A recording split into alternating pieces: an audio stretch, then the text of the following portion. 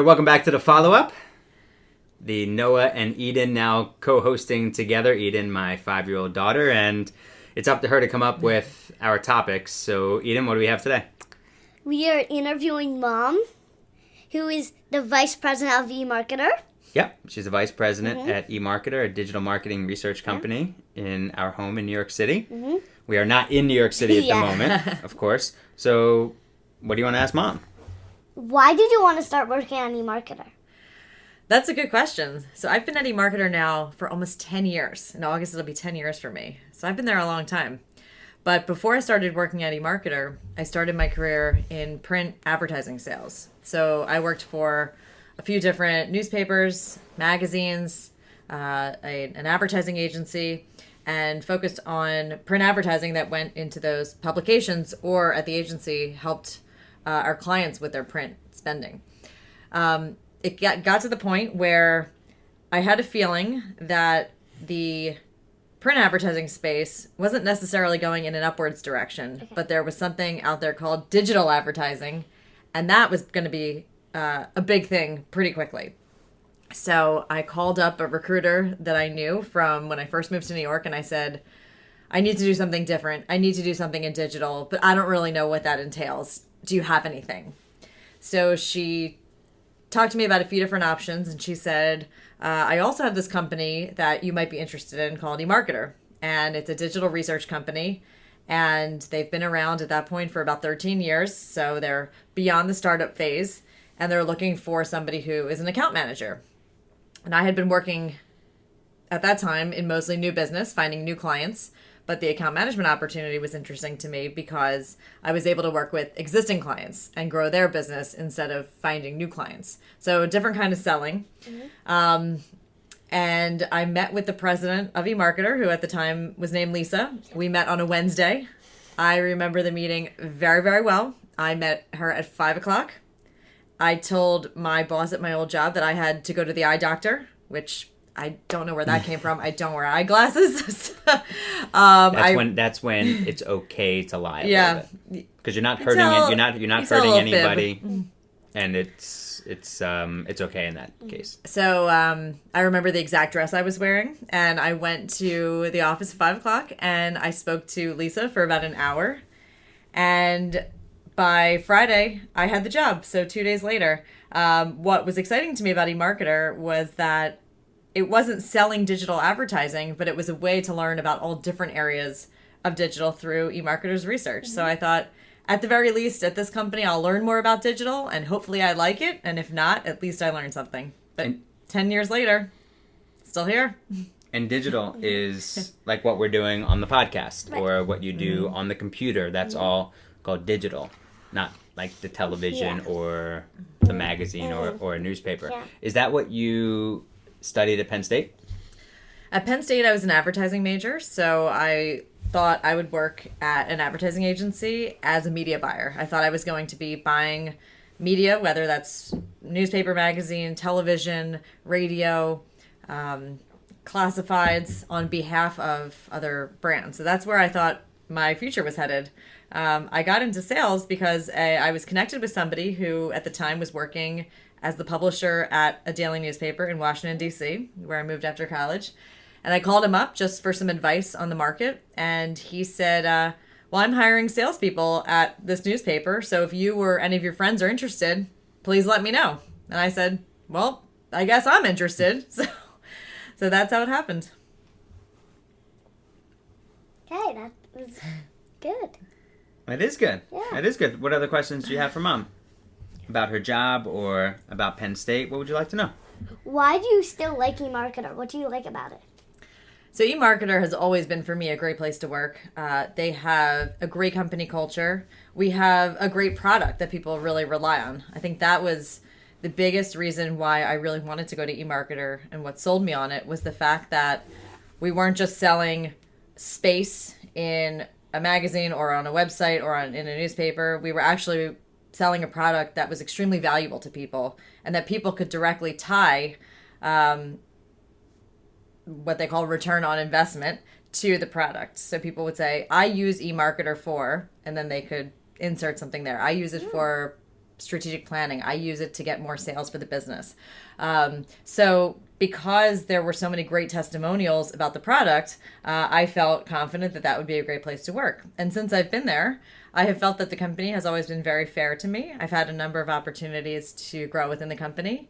There's great people that I work with. I've gotten to travel around the world for eMarketer. Mm-hmm. And to this day, I'm still very happy there.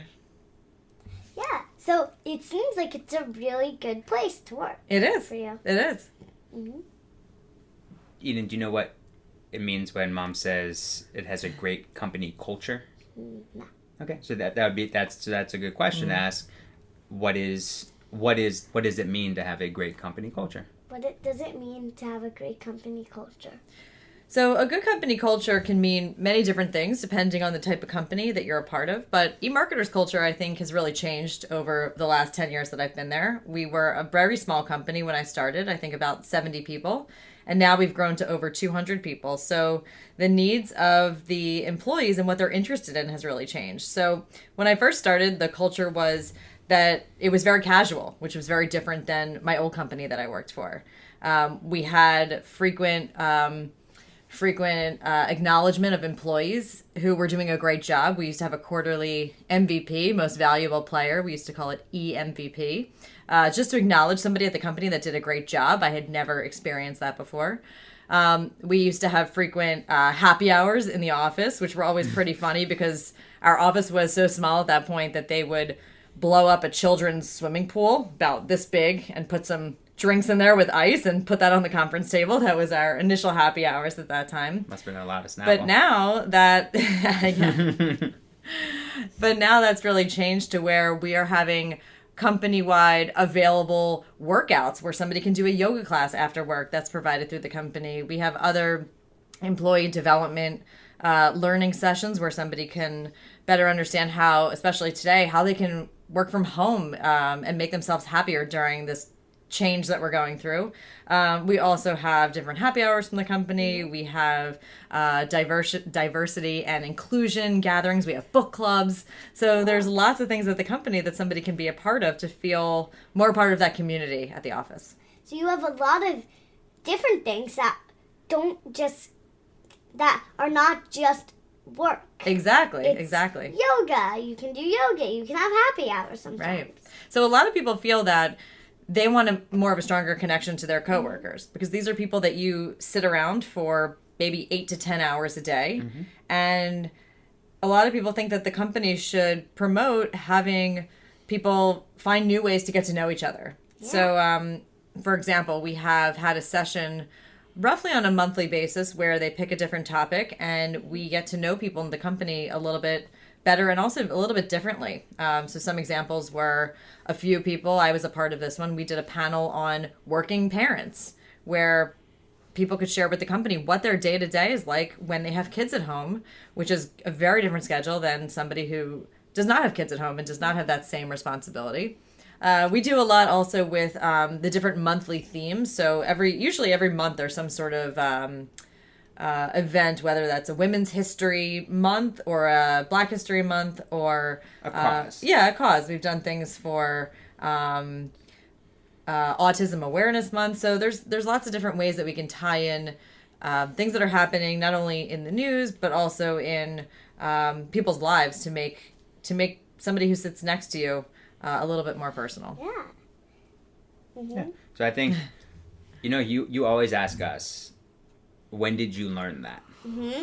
Right, and we always say you learn it in school, you learn it in life, and we're always trying to tell you certain things that we know that you don't know yet, but we know from our own experiences. Mm-hmm. So I want to ask Mom, is there something, knowing what you know now about your career and where you are in your career, is there something that you would tell 17-year-old Marissa going into Penn State that being in college that you shouldn't do, or something that you should have been more focused on?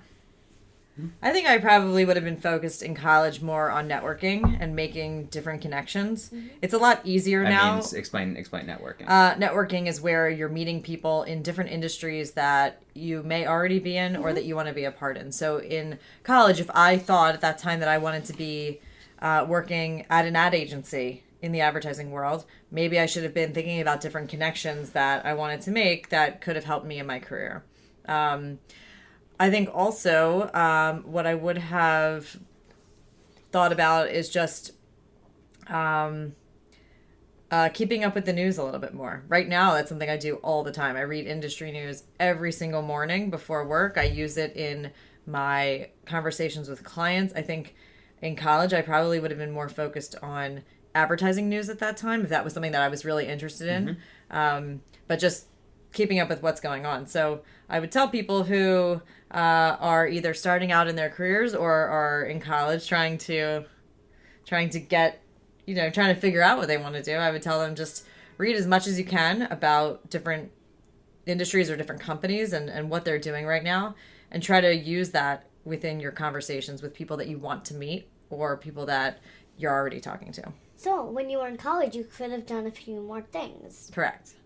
Well, I think this was lovely. Yeah. Did you learn something about Mom that you didn't know before? Yeah, you learned some things about Mom? Yeah. Great. Well, thanks for having me. It was nice chatting with you. Yeah, well, thanks for coming on the follow-up. Eden, nice job.